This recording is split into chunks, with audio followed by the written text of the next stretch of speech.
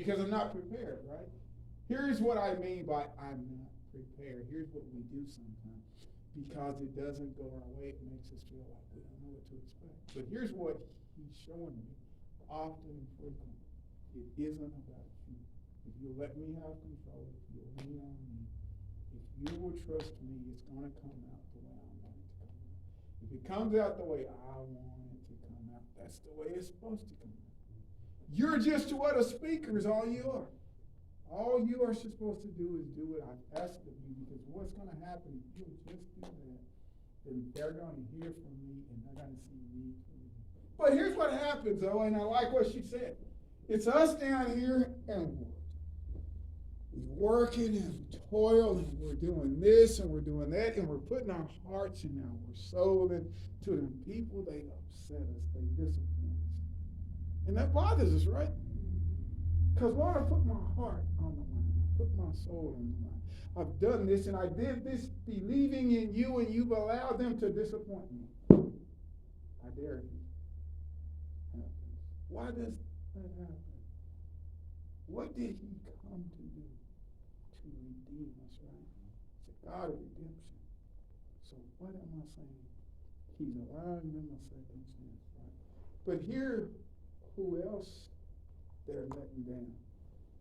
Feels like they're letting us down, and they are. But who else are they letting down? Him. But he's giving them a second chance. But it's coming through us, right? And it hurts, and we're tired. We get frustrated. Lord, I can only do so much, but here's what's heading up on my heart. How about when he hung on the cross? He got tired too. He didn't quit, right? He went on, but here's what I'm going to share with you guys a story. Head down there. I'm going to come down here tonight and talk about that. There was something I read, and I've read some things, and I had this fixed up, and I had it up here. I didn't want to head up here. Let's go back there and read. I said, I read this. Lord, no, let's go back up here. We're going to read this. No, I'm going to stay up here. That's not going to hold it. See, I don't know what I'm doing, right? Can't decide.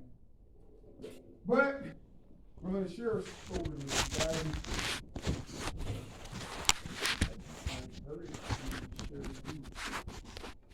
I'm going to go back to Saul for just a few minutes, and I'm going to wind him up tonight.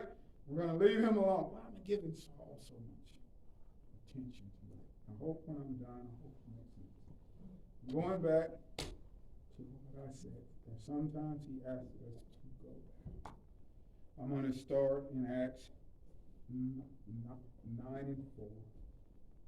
Saul, Saul, why are you persecuting me? Here's what the Lord said to Saul. Saul was on his way to he was heading there to get Christians who were serving Christ. And Saul was headed down there. He had been given by the chief priest, hey, to go and find these folks and bring them back, to have them put in prison. Saul was really good at what he did. Now, how do you think that made those Christians feel? He was feared. And Saul was a bulldog. I mean, when he set his mind on something, he would do it. He was on his way to get them. So here's what's on my mind. I can understand how they had to have felt. Saul is coming to get us. And I'm going to skip from 4 to 8. Okay, as Saul was on his way, Christ appeared to them. He heard from Christ, and Christ blinded Saul. Blinded. After he had asked Saul why, and Saul asked who it was, and the Lord said it's me. So he spoke to Saul and blinded Saul. And Saul is blind at this point. I'm going to hop from there to 12. And I'm going to stop here. Now, Saul got what he deserved, right? He was hard on the church. He's blinded. Hey, let's stop there, Lord. He got what he had, and he should be blinded. But I'm going to head on. After Saul was blinded, Christ also gave Saul a vision that he would get his sight back by somebody praying for him, by a Christian, a disciple of Christ. They would pray for him, and he would get his sight back. But in the meantime, he was led on to the mother. Mike is blind. He's blind, and he has been led by some people he has to what? Has to trust. And he's going to get these folks, and he's led on forward by some folks he has to trust, and he's sent to a particular place. And then the Lord sends somebody to Saul. Just now, why is Saul heading here, y'all? He's heading there to get Christians. Had to haul them back, right? To have these folks who were in jail. So God, he appears, well, no, he doesn't appear. He has a disciple that he sends to Saul. And here's what his disciple says. Now, let's stop for a second.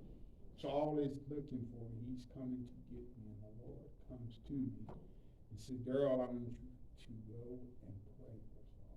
I have contacted Saul. Here's what's happened. He's blinded. I have taken his sight, and he's waiting for you to come and pray for him. And I'm going to reach back. I'm going to give him back his sight. Lord, he's coming for me. Coming to get me. Here's what Ananias said after the Lord had explained to him. I want you to go and pray for him. Lord, I have heard from me about this man, how much harm he has done to your saints. And here he has authority from chief priests, to bind all who call on your name.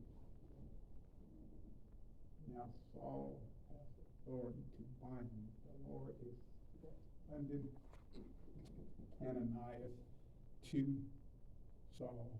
Here's where I'm going. Saul, he has all the authority he needs to put Ananias in jail. He can put him in prison. But here's what the Lord said. Go, for he is a chosen vessel of mine, to bear my name before Gentiles, kings, and the children of Israel. For I will show him how much things he must suffer for my name. Go, for he is a chosen vessel of mine. Lord, how can he be a chosen vessel of yours? We know the stuff he has done. He's put these saints in jail and in prison. And I'm hearing you say that he is a chosen vessel of yours. How could you choose something like this? How can this be? And you're asking me to go and help him? He's blinded, and I'm Daryl Chris. I got him, y'all. I got him just where I want to have. The Lord sent me, but I'm going to give Saul just what he got. Right? He's blinded. I ain't going to help him. No. I'm going to get him. That's human nature, right? And then he's coming to hurt me, right? If he's coming to hurt me, then I can protect myself, right? Is that what the Lord is asking of us? Here's where I'm going. It doesn't make sense, guys. It's not going to make sense. We cannot lean on our own understanding. He's sending Ananias to Saul. Saul's on his way to get everybody who believes Christ is. the Messiah. So he's asking him to go and help him. I can only dream of what must be in Ananias' head. Is he going to get me there, and am I going to wind up in prison? I'm concerned for my own welfare. I'm tired, and I'm concerned for my own welfare. And again, Saul has authority. What does that mean? Authority.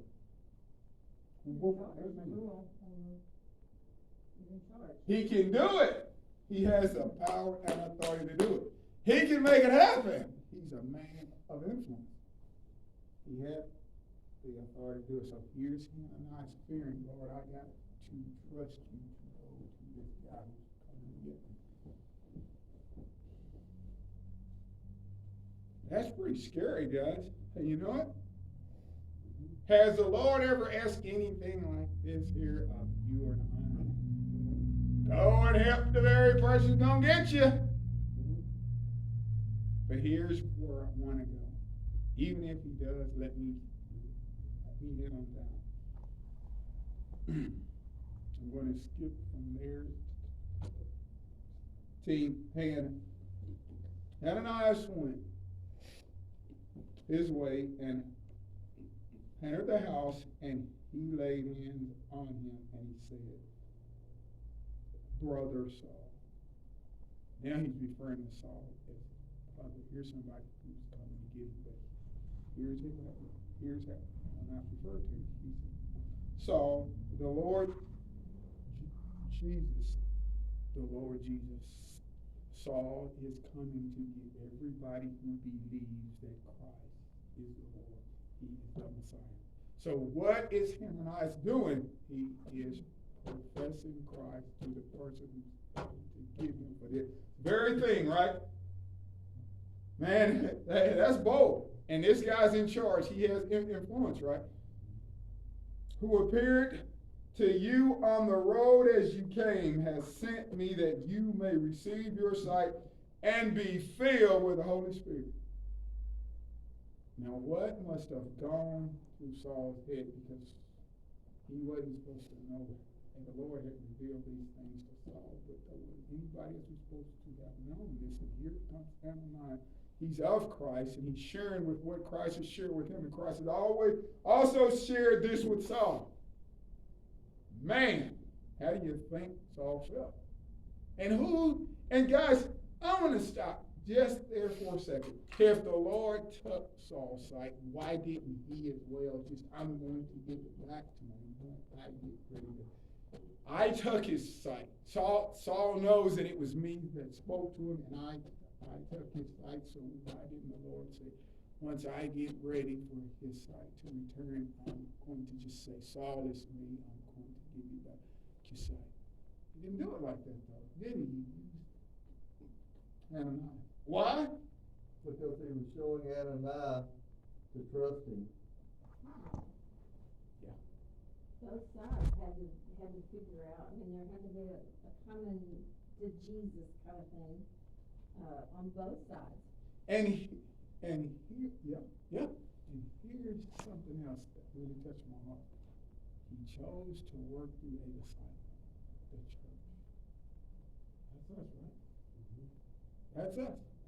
Now, why do I make this point? I don't understand why he does what he does. But he's in charge, see? And here's what else is heavily upon my mind. Saul had all the authority to go and do what he was going to do, and that was to put people in jail and in prison. He had the authority that's been placed on him in this world. But what happened when the authority of this world met the authority of God? It failed. Please say that again. It failed. That's just what's going to happen.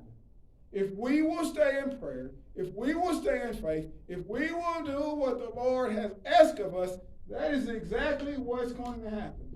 But it's going to happen when? When the Lord is ready for it to occur. How many people had Saul hurt? How many people had persecuted? How much harm had he done? Why did the Lord allow that to happen? He had a reason, he had a purpose. He says here himself that Saul was a chosen vessel.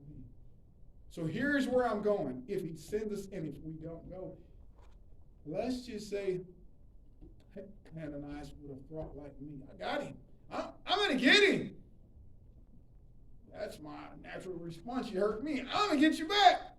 But I can't do that now because I'm saved. But hey, there was a time if you slap me, I'm going to slap you back not once but twice as hard. I'm human, right? And I'm being honest. That's just how I was. But you know what? Had he have thought the way I thought back then, he'd say, I'm going to take mine. And when I get up on him, he's blind. He won't even say this. I got him. Oh, man, I got him. But what does the Lord say? He says that vengeance is his. Right? But here's where I'm going. The Lord wasn't through with Saul, right? He wasn't through with him. But here's what happens to us after we've helped some time and we've done things and the Lord sends us back. And because we can't change him, what do? Because that's what we want, right? I want him to change. I want to see this today. I want to have, it should be immediate. I'd have done this, I'd have done that. They ought to change today. What are you waiting on? Do you think I'm going to just keep letting you do me like this? No, I'm tired. Why haven't you changed? But are ways supposed to change him? He's supposed to. But that's frustrating, right? It really is. Hey, let's say, I know some folks, I can't believe he said, I'm just telling the truth, right? Lord, I'm tired of him. Well, he's done this, she's done this, I've done this and this. They're acting the same, they ain't doing this, and you keep sending me back. How many times can I go back? How many times can I forgive this person? How many times does the Bible say we are to forgive? And why am I preaching this? I'm preaching this to me just like I'm preaching it to you. I feel the same way. You get tired and you get frustrated. We cannot lean upon our own understanding. The Lord does what he does inside his own time, right? Here's where I'm going. Had Ananias not done what the Lord asked him, had he have acted like Daryl would have back then, just think of the good that Saul, once he was changed by Christ, when Christ got ready, when he got ready to use him, he became Paul. Well, here's the only thing that happened between Saul and Paul. He began to follow the Lord, the true Jesus Christ. And the very things he had been doing, guys, here's what I am so touched about this. The things he was doing, he simply started doing them for who? For the Lord. He had that same determination. Those schools he had went to and learned, he then used all that he had acquired for who? For Christ. But here's what's heavily upon my mind. Here it seems like the world is in charge. There's things that's happening that affect our lives. And it shakes us up. Oh, Lord, don't I know? And when these things happen, we become frustrated because it bothers us. Who wants to deal with things that are uncertain? I am the world's worst. I hate uncertainty. I come up here sometime and you guys just don't know. I say, Lord, don't do this to me. Please don't. Don't change it. Please don't. And then, before I go back there, I got to look out at this. This is what he does. Why does he do it? Because he knows I can't.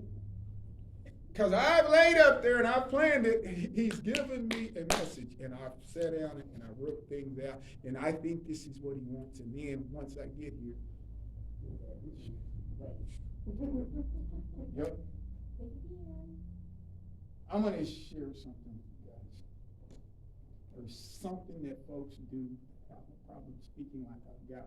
You scan ahead. And here's what that is. What you think I'm going to say this and do this and do this. And here's what happens often as you scan, because what you kind of think about this and that and this and that, and it gets crossed and Lord's on. Here's what the Lord does. He says, I'm going to make sure you can't scan. I'm going to take that from you. I'm going to make you lean on me. But guys, here's where I'm going. How hard is it for us to just trust him? How hard is it for us to just put it in his hands and just say, however this comes out, I can't accept it. Why am I saying this? Because they don't think I'm pointing any fingers at anybody here. Because I got the same problem. Scary, isn't it? It's just uncertain. And I don't understand it. And things I don't understand, that bothers me. I'm working with him so much, he's helping me so much because it's things I don't understand. It makes me feel stupid. I don't know these things. I don't know them. So I have to lean on somebody else. I have to ask questions. I have to what? Put my faith in the Lord that he's going to send somebody to help me. It's scary, right? We don't know what tomorrow holds. But here's what we do know. He has us. Ananias. How do you think he felt? Oh my goodness, I got to go to Saul? Lord! I like what she said. That's just what he thought. Do you know this man? Do you know what he's done? Are you for sure where you're sending me? Into the pits of hell, Lord. I don't know. I'm not even thought it. He didn't say that, but I'm sure he thought it. I don't know about this one, Lord. I trust you. My faith is in you, but this one is tough. It's going to be times like that, guys. It's going to be times like that. Why do I stand before you and say it's times like that? I struggle with times like that a lot. Me and my oldest son, man, for years we were just like this. And the Lord will use things to get your attention. And because of how he is, I have to hear what he has to say. Now, I love my youngest son just as well. But old Darrell is like me. He's a laid-back guy, And once he says things, I give it more credence. I say, okay, he's pretty grounded. And he'll say things at times, and I'll look at it and I'll say, ain't no way. Yeah, Daddy, yeah, ain't no way, Darrell. And then I'll go home sometimes and I'll think about things. And I'll say, I'm going to trust the Lord. If he thinks that, I'm going to do that. Hey, there's times I'll be home, I'll be tired. And he'll decide the majority of the time when we take trips to Wichita. Because I get going, I get busy, I forget. Half the time, guys, I don't even know what day of the week it is. I don't. I ask Michael sometimes. And then he'll say, man, it's sunshine. No, it's not. It is sure it is not. And I'll get that phone off. Uh-oh, it is. Should have started there. Thank you. But here's why I didn't text, because I know what day it is. You can't tell me what day it is because I already know what day it is. And then I find out what text is like you said, I'm wrong. Uh-oh, I'm wrong. This is what the Lord is showing Ananias. Here's what he wants to show us. When we think we have it all figured out, we don't. Why do we not have it all figured out? You don't understand. Thank you. Thank you. It's not for us to understand. It's not for us to figure anything out. Here's what it is for us to do. To go and to do as he's asked us to act upon behalf and share the love of Christ. And if we can do these things, he's going to bless you. He's not going to let you fall there. Why do I say that? You guys hear me say that so much often. How can I stand up here and say that I know for a fact he's not going to let you fall? Yes, but there's one more thing that I lean on, that I trust and I know. Lord didn't want us to fall. He wanted us to be saved. And if we fall, if we're led by him, what else does that mean? I'm not going to say you're not going to slip. It may feel like you slipped, but you're not fail. He's not going to let you fail, because if you are of him, led by him, if you fail, that means who else has failed? Is he going to fail? He's not. He's not. Even when you may think he's failed, he hasn't. He's not going to fail. You just at that time do not understand what's going on. And thank God, a whole lot of times I don't understand what's going on. But here's what I understand though. If I'm led by him, if I trust in him, it's going to work for my good. It is going to work for my good. Why do I know it's going to work for my good? Because he promised us he would. Thank you. Thank you. And I want to say something else. You look at your own life. If you just stop for a second and look at your own life and look at how far you've come. Even in those times of frustration, even in those times when it hasn't gone the way you wanted it to go. There was a time here in my life, I looked at my life, I said, this is a mess. This ain't what I had planned. I'm bigger than this. This is not where I should be at this point in my life. But now you want to know how I look at my life? I'm thankful. I'm happy. Because he showed me more and more about me.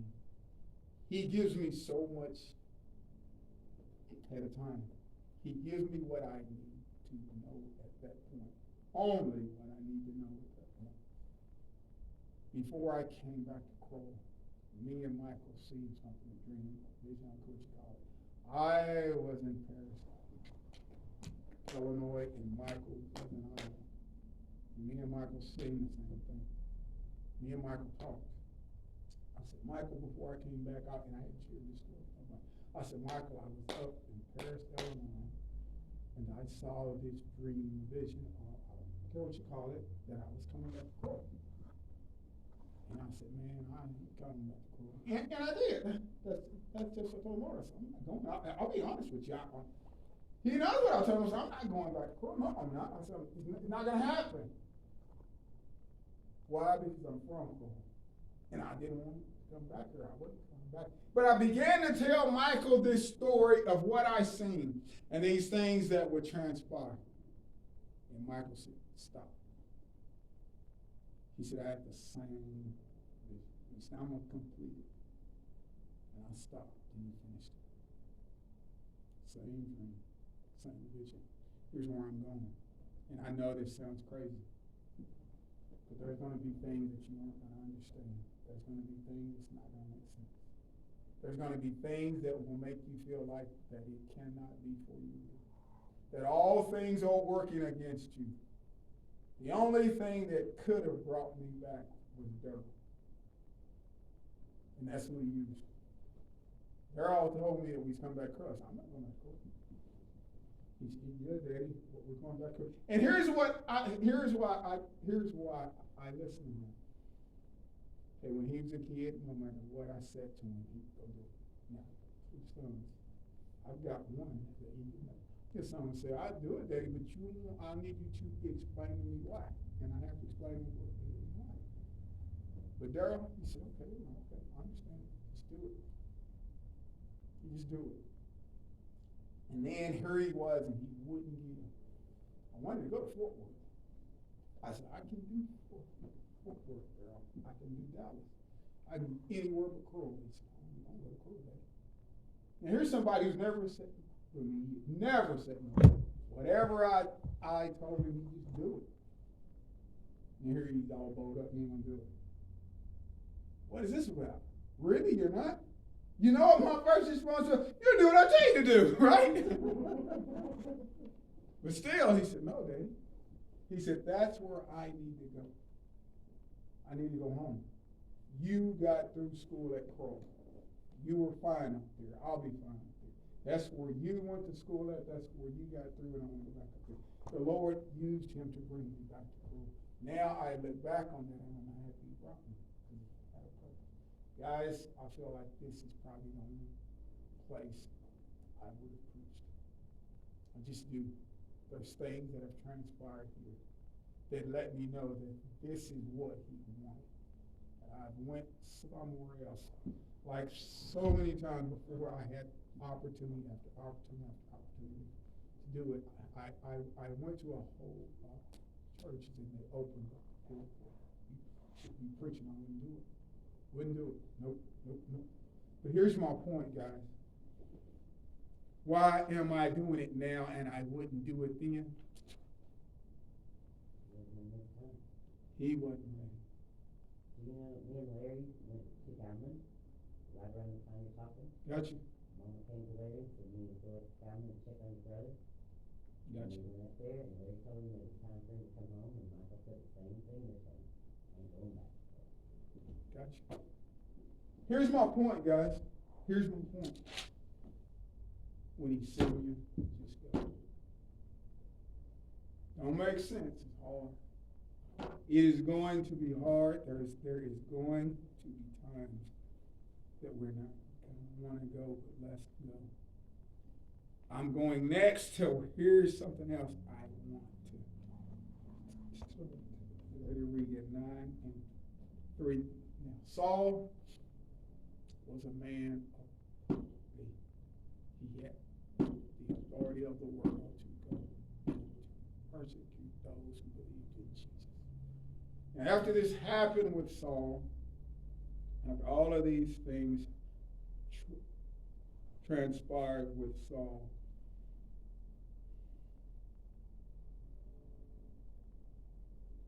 Saul began to preach. He was careful. And he became Paul.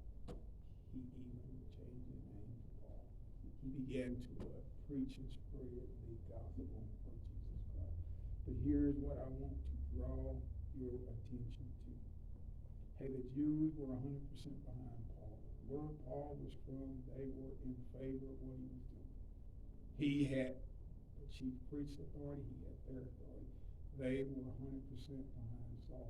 But here's why you don't put your faith and trust in the world and don't be led by the world and don't follow the world.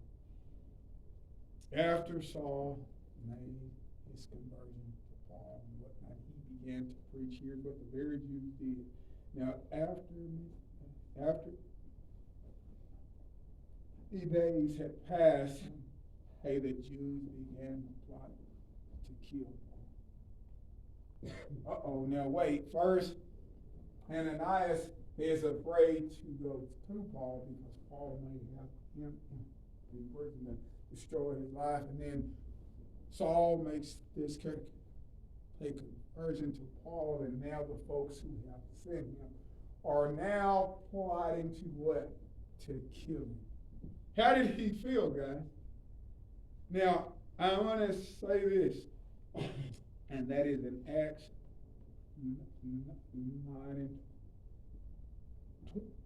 9:23. Now, here's where I'm going with that. First, I show up a man esteemed. Well, Saul, he has influence, he has authority, esteem. He sent the priest, and after all of this has happened, he knows who Christ is, right? He's made his conversion. He's saying, guys, all I was doing, they was wrong. And he finds out what? They're plotting to kill him. I'm going to close with just that. If you're led by the world, they're going to turn their back on you. Just what happened with Saul is what's going to happen. I hear folks say, well, Daryl, why should I? And I've heard folks say, Saul, he gave up so much. He gained so much more. How did he gain? He gained eternal life. Exactly. What is the main aim, the main goal, the main reason for you to acquire what? Our salvation. Now here's where I also want to go, because here's what I don't want you to think I'm saying. Am I saying Christ is going to take everything you have and just put you through a life of hell and you are to walk around with your head down and whatnot? No, he's not going to do that.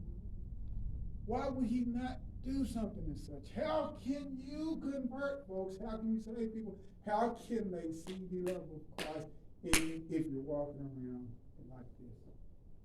The first thing folks would say is, I don't want what they have, right? I don't want what they have. I don't want it. And what did he promise Abraham? The land overflowing with what? Milk and honey. Those who stay faithful, who remain, that they got to see it. How about those who didn't? How about those who didn't? Hey, that short trip, because folks didn't obey, because folks moved what they're supposed to, and took a years that we wanted in the wilderness. Is that what we want to happen? If you're led by the world, then that's what we're doing. All we're simply doing is what? We are wandering in the forest. But if we're led by Christ, hey, then what's going to happen, guys? Good thing. But let me say this on whose time frame. I'm going to say this. There are going to be things that's going to happen that you're not going to understand, but they're going to grow us. Sometimes it hurts. Lord, don't I know? Sometimes it's going to be hard. Lord, don't I know? But let me say this, after it's over, it's going to make sense. Now, I can tell you, I've heard folks say this to me. Well, here's why Daryl's in school, because he's afraid to go do something else. I fear this town more than any other place I've ever lived. This is the hardest place I have ever lived in. Why am I saying it to you?